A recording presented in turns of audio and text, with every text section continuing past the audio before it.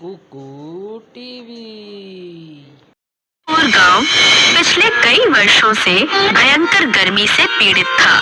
रमेश भयंकर धूप में खेत में कड़ी मेहनत कर रहा था कि तभी उसका पुत्र मोहन आकर उससे बोलता है, पिताजी, माँ ने आपके लिए खाना और फ्रिज का ठंडा पानी भेजा है।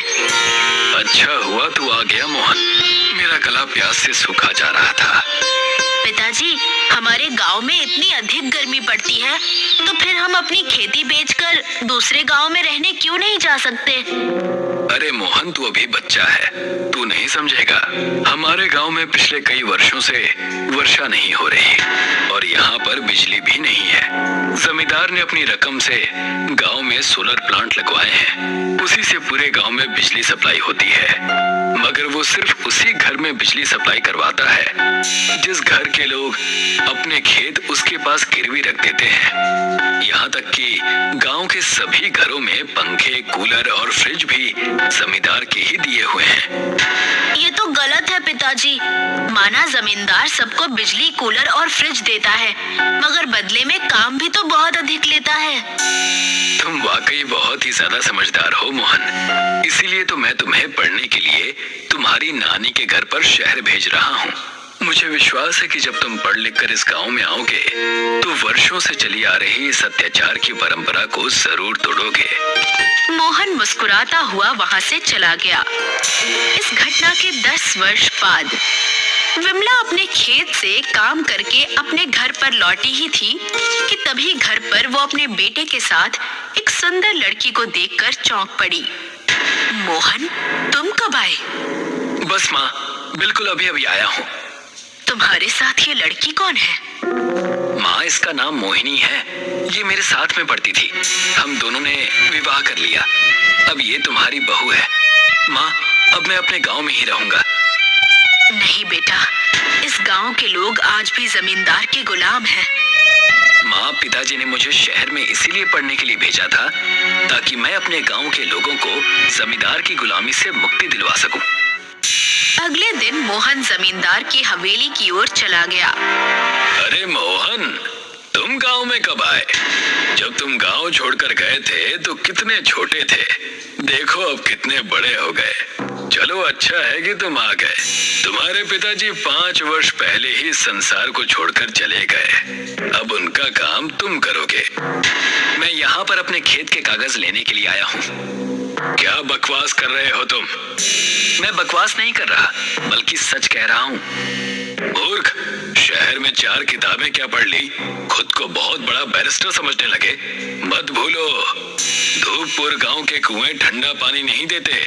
अगर तुम अपने खेत के कागज यहाँ से ले जाओगे तो फिर मैं अपने सोलर प्लांट से तुम्हारे घर में बिजली की सप्लाई बंद कर दूंगा और तुम्हारे घर से कूलर, पंखे सब छीन लूंगा।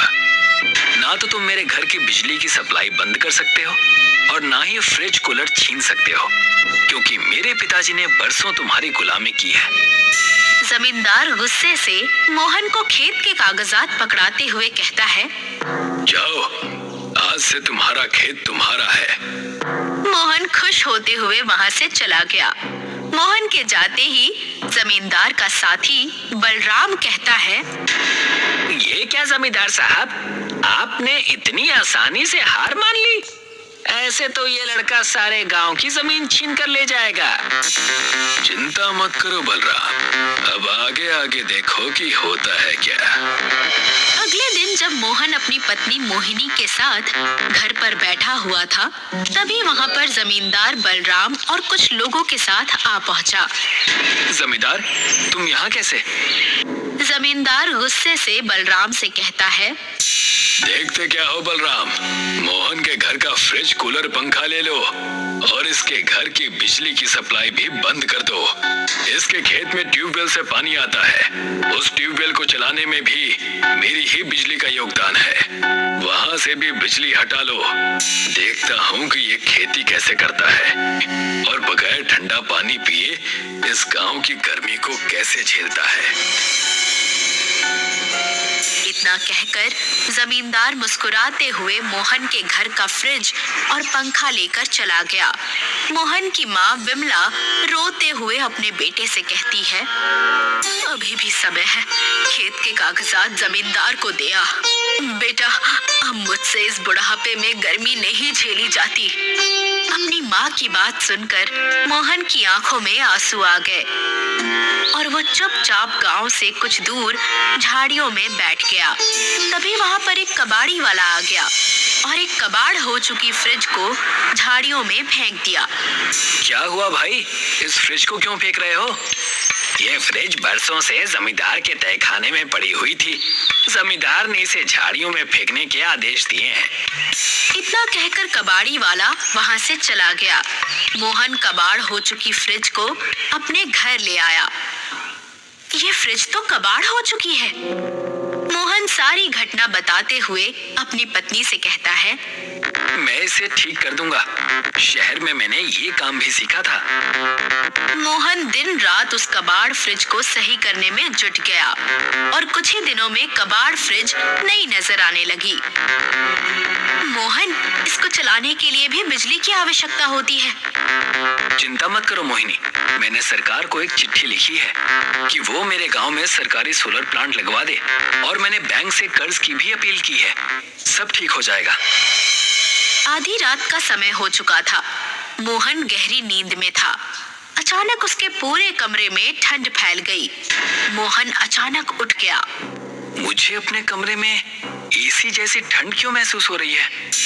क्या हुआ बेटा? माँ, आपको कमरे में ठंडक नहीं लग रही? हाँ, लग तो रही है, और मुझे भी। तभी उन दोनों की नजर फ्रिज पर पड़ी। फ्रिज के अंदर का दृश्य देखकर उन सब की आंखें आश्चर्य से फटी की फटी रह गई। फ्रिज के अंदर एक पूरा बर्फ का गांव मौजूद था, जहां से ठंडी हवा मोहन के कमरे तक आ रही थी। ये कैसे संभव हो सकता है? पता नहीं, परंतु मुझे लगता है कि हमें अंदर जाकर देखना चाहिए। I recommend new Sensodyne Pro Enamel Kits. इसका age appropriate fluoride formula 24 hours तक कैविटी से प्रोटेक्शन देता है।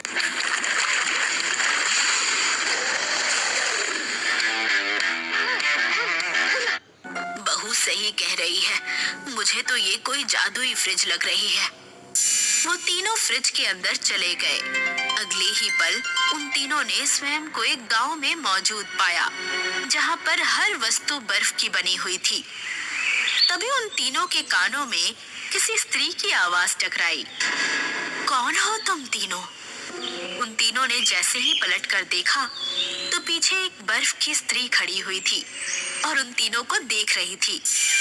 मेरा नाम मोहन है और ये मेरी माँ और मेरी पत्नी है। इतना कहकर मोहन बर्फ की बनी हुई स्त्री को सारी घटना बताता है।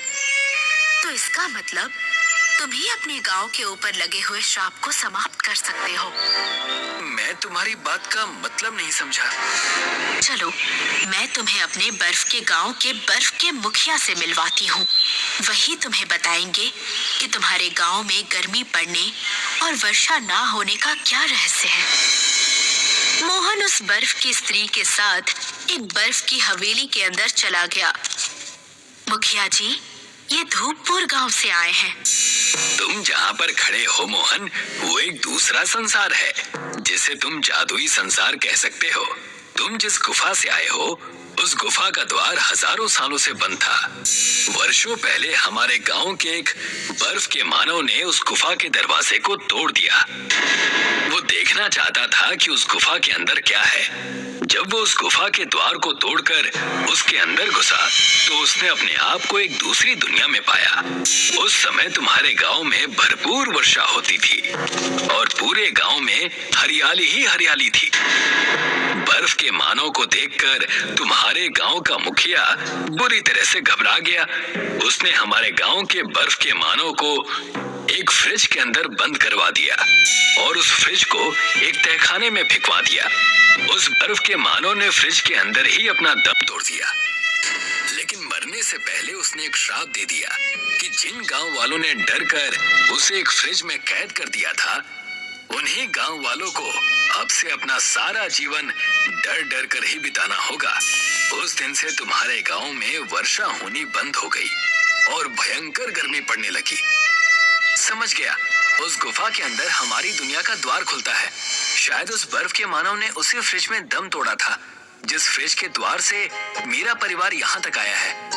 और उस बर्फ के मानव के श्राप के कारण ही हमारे गांव के सभी लोग जमींदार से डर कर रहते हैं। तुमने बिल्कुल सही कहा मोहन, शायद तुम भी उसी द्वार से इस दुनिया में आए हो, और उस द्वार से केवल वही आ सकता है जिसके मन में दूसरों के प्रति इंसानियत हो। तुम अपने गांव वालों के दिल से डर को समाप्त करो और उनके मन में वीरता जगाओ। ऐसा करते ही श्राप समाप्त हो जाएगा। लेकिन जमींदार ने गांव वालों के मन में बुरी तरह से अपना डर बना रखा है। तुम ही उस डर को समाप्त कर सकते हो, क्योंकि हमारे बर्फ के गांव में बरसों से ये भविष्यवाणी चली आ रही है कि इंसानों की दुनिया से कोई इंसान अपनी पत्नी और माँ के साथ हमारे गांव में आएगा, जो हमारे दिए हुए बर्फ के मानव के श्राप को समाप्त कर सकता है, और वो तुम हो मोहन। बर्फ के मुखिया की बात सुनकर मोहन अपनी पत्नी और माँ को लेकर गुफा के अंदर घुस गया। अगले ही पल उसने अपने आप को घर के अंदर पाया। मोहन सीधा गांव की ओर चला गया और सारे गांव वालों को एकत्रित करके सारी घटना बताते हुए बोला, गांव वालों, मुझ पर विश्वास करो। जमींदार की गुलामी करना छोड़ दो।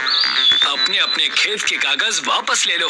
तुम्हारे ऐसा करते ही इस गांव में वर्षा होने लगेगी। हम तुम पर विश्वास क्यों करें मोहन? मुझ पर विश्वास करो। तुम सब जमींदार से अपने खेत के कागज वापस मांगो और मेरे साथ चलकर शहर की कोतवाली में उसके खिलाफ रिपोर्ट दर्ज करवा दो। तभी एक बुजुर्ग व्यक्ति उससे कहता है, मुझे लगता है कि हम सबको मोहन की बात माननी चाहिए। सभी गांव वासी जमींदार की हवेली में चले गए। ये सभी गांव वाले अपनी अपनी जमीन के कागज वापस मांगने आए हैं जमींदार, ये जानते हुए भी कि सोलर प्लांट मेरा है। मैं इनका बिजली पानी सब बंद कर दूंगा। चुपचाप से इनके कागज इनके हवाले कर दो।